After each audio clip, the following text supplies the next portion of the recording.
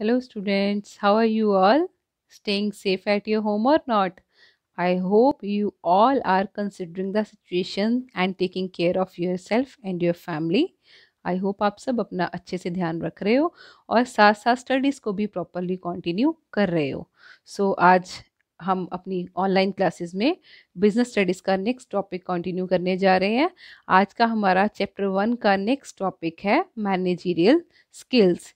सबसे पहले managerial skill का हम मतलब जान लेते हैं. इसका मतलब होता है कि एक मैनेजर में स्किल्स मतलब कौन सी क्वालिटीज़ होनी चाहिए, तभी वो अच्छे से, अगर फॉलोइंग क्वालिटीज़ एक मैनेजर में होंगी तभी वो अच्छे से बिजनेस की मैनेजमेंट कर पाएगा. Otherwise it will not be possible for him without having these qualities. की मतलब इन क्वालिटीज़ के बिना वो बिज़नेस को अच्छे से मैनेज नहीं कर सकता. तो कौन कौन सी क्वालिटीज़ होनी चाहिए, उसमें सबसे पहले है टेक्निकल स्किल्स. टेक्निकल स्किल्स का मतलब है ability to work with resources, tools etcetera. इसका मतलब है कि जो मैनेजर है उसको टेक्नोलॉजी की नॉलेज होनी चाहिए. मींस जहाँ पर भी वो मैनेजमेंट का काम कर रहा है वहाँ पे जो भी रिसोर्सेज, टूल्स या टेक्निक मतलब मेथड यूज़ हो रहा है, उन सब चीज़ों की उसे प्रॉपर नॉलेज होनी चाहिए और उन चीज़ों पे वर्क उसे खुद करना आना चाहिए. वो क्यों? क्योंकि मैनेजर का एक काम होता है सबको गाइड करना.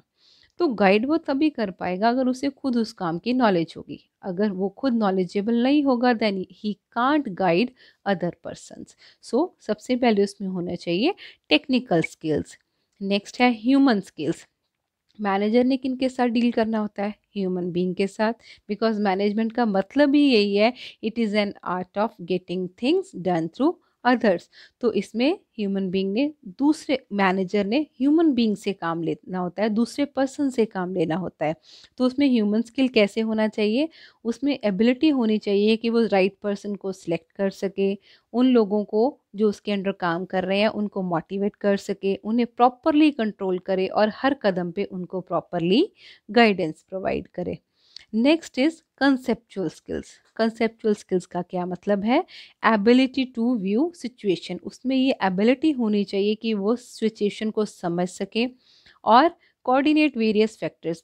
वहाँ पे काम करने में जितने भी फैक्टर्स यूज़ हो रहे हैं, जितने भी factors of production, as we already have discussed, factor of production होते हैं land, labour, capital, entrepreneur.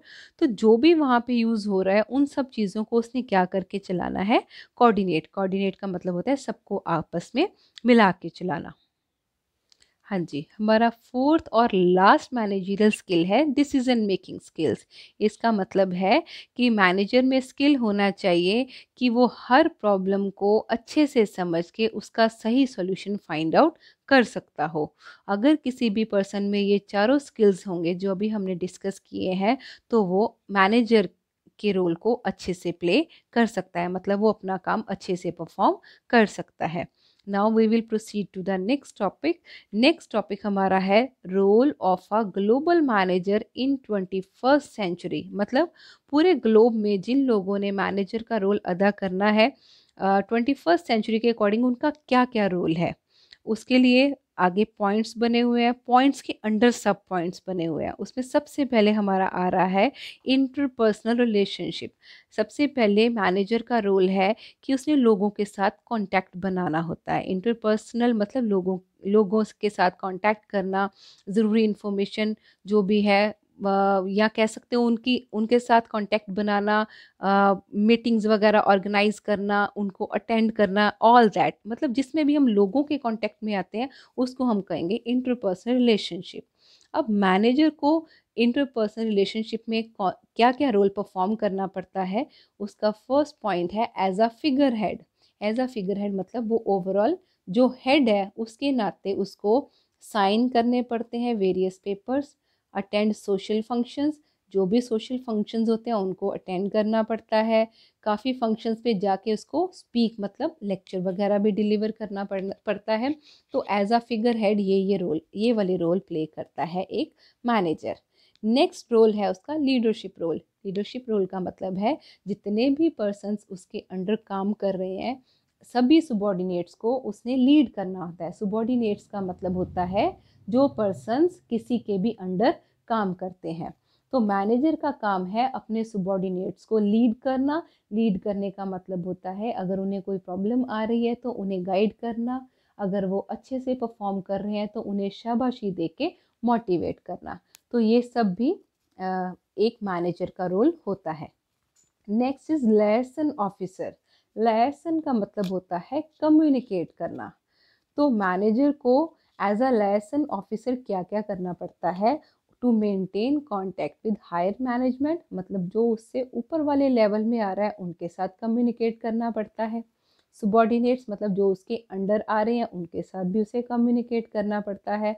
To attend meetings, बहुत सारी मीटिंग्स को अटेंड करके जो भी बिजनेस के रिगार्डिंग है या बाहर कोई मीटिंग में जाना पड़ रहा है वहाँ भी जाके वो कम्युनिकेट करता है। फंक्शंस में जाके भी जिन लोगों से वो मिलेगा उनसे वो कम्युनिकेट करेगा। तो एज अ लाइसेंस ऑफिसर उसको वेरियस पर्सन्स के साथ inside the organisation and outside the organisation communicate करना पड़ता है, मतलब बातचीत करनी पड़ती है।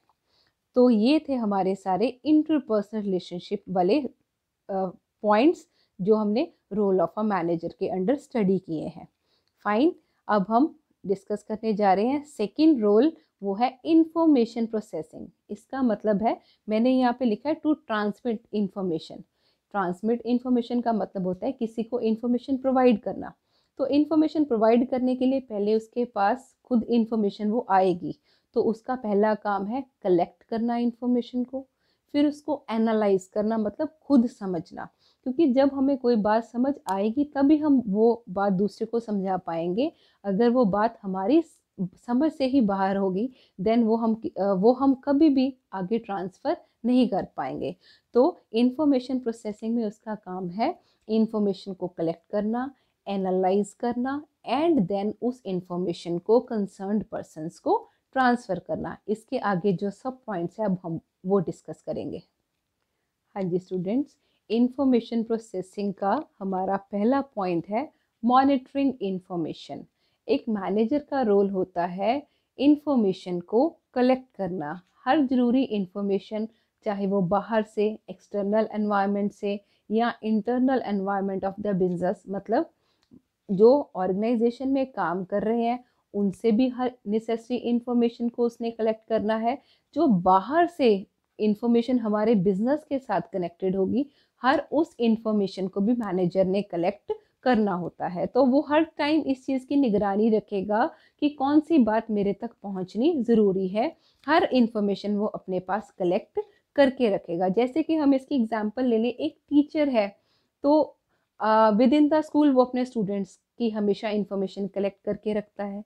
सेकेंड थिंग, अब वो PSEB, मान लो मैं एक PSEB की टीचर हूँ, तो मैं PSEB का जो भी एक्सटर्नल एनवायरनमेंट में, मतलब बोर्ड की तरफ से कोई भी नया रूल जारी होगा तो मुझे उसके लिए भी अलर्ट रहना होगा, because it will effect my students, it will effect study of my students. तो ये चीज़ें मेरे स्टूडेंट्स को इफ़ेक्ट करेंगी, इसीलिए मुझे बाहर की भी हर वो इन्फॉर्मेशन कलेक्ट करनी होगी।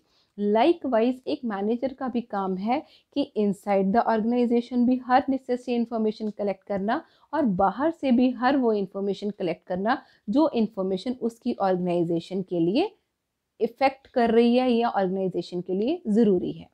नेक्स्ट है डिसेमिनेटिंग इन्फॉर्मेशन। अगला काम है उसका provide information to concerned person. पहले स्टेप पे उसने सारी इन्फॉर्मेशन कलेक्ट कर ली है। डिसेमिनेटिंग का मतलब होता है उस इन्फॉर्मेशन को आगे प्रोवाइड करना। तो वो इन्फॉर्मेशन किन लोगों को प्रोवाइड करेंगे? वो मैनेजर का काम है हर कंसर्न्ड पर्सन को जो इन्फॉर्मेशन पहुंचनी चाहिए उसे टाइम टू टाइम वो राइट इन्फॉर्मेशन प्रोवाइड करना। Next and last one is organisation spokesman, मतलब ऑर्गेनाइजेशन का वो बुलारा है, स्पीकर है, जो ऑर्गेनाइजेशन के बिहाफ पे हर बाहर वाले पर्सन के साथ कांटेक्ट करता है, उनके साथ बातचीत करता है, उनसे इंफॉर्मेशन लेता भी है और उन्हें नेसेसरी इंफॉर्मेशन प्रोवाइड भी करता है। तो ये सब पॉइंट्स है इंफॉर्मेशन प्रोसेसिंग के। हमारा लास्ट जो है रोल ऑफ मैनेजर का पार्ट वो है डिसीजन मेकिंग। ये डिसीजन मेकिंग वाला जो फंक्शन है ये हर मैनेजर का प्राइमरी फंक्शन है, मतलब सबसे इम्पॉर्टेंट काम है जो उसे बहुत ध्यान से बहुत केयरफुली परफॉर्म करना होता है। तो डिसीजन मेकिंग में सबसे पहले एज एन एंटरप्रेन्योर, आपको पहले ये बता दूं एंटरप्रेन्योर कौन होता है। एंटरप्रेन्योर वो होता है जो कि अपने माइंड में कोई नया आइडिया लेके कुछ क्रिएटिव वे से कोई नया काम शुरू करता है। तो एंटरप्रेन्योर मतलब बिजनेस का मालिक। एज अ मालिक उसे ही has to take strategic decisions. Strategic decisions I hope आप सबने +1 में पढ़ा है, तो आपको याद होना चाहिए। स्ट्रेटेजिक डिसीजन का मतलब होता है कुछ ऐसा डिसीजन लेना जिससे हम अपने कॉम्पिटिटर को मात दे के उससे एक स्टेप आगे रह सकें और हमारा बिजनेस उससे एक कदम ज़्यादा सक्सेसफुल होना चाहिए। तो इस तरह के डिसीजंस लेना मैनेजर का काम है। नेक्स्ट है एज अ कॉन्फ्लिक्ट हैंडलर, उसको सारे कन्फ्लिक्ट्स को भी सॉल्व करना होता है। अगर उसके एम्प्लॉयज़ में कोई झगड़ा हो जाता है, कोई भी प्रॉब्लम अराइज हो जाती है, तो मैनेजर का काम है वो सब डिस्प्यूट्स को सॉल्व करना। Next is as a resource allocator. Resource allocator का मतलब है उसने हर टाइम ध्यान रखना है कि किसी भी डिपार्टमेंट में या किसी भी जगह पे उसके सबॉर्डिनेट्स को किस चीज़ की रिक्वायरमेंट है और हर वो चीज़ रिक्वायरमेंट के अकॉर्डिंग उन्हें सही टाइम पे अवेलेबल करवाना, ये भी एक मैनेजर का रोल है। Last one is as a negotiator. यहाँ पे मैनेजर को नेगोशिएटर का रोल भी परफॉर्म करना होता है। नेगोशिएशन का मतलब हम ये भी कह सकते हैं कि बार्गेनिंग करना, जैसे कि सप्लायर्स के साथ डिस्कशन करके, बार्गेनिंग करके, या मैन्युफैक्चरर्स के साथ बार्गेनिंग करके, डिस्कशन करके किसी प्राइस पे पहुंचना कि हम कितने पे आपका माल परचेज करने के लिए तैयार हैं। तो मैनेजर का ये भी काम है कि उसे नेगोशिएशन भी करनी पड़ती है।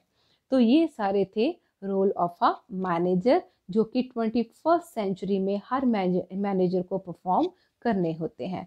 ये भी one of the important question है। So you are suppose to learn this question after understanding it properly. अगर आपको कोई प्रॉब्लम आती है समझने में तो आप अपनी क्वेरीज मेरे से कर सकते हैं। Definitely I will answer your queries, but keep working hard and keep studying at home. Online classes का फ़ायदा ज़रूर उठाइए और जितना हो सके अपनी स्टडीज़ को बिना डिस्टर्बेंस के कंटिन्यू रखिए। So that's it for today.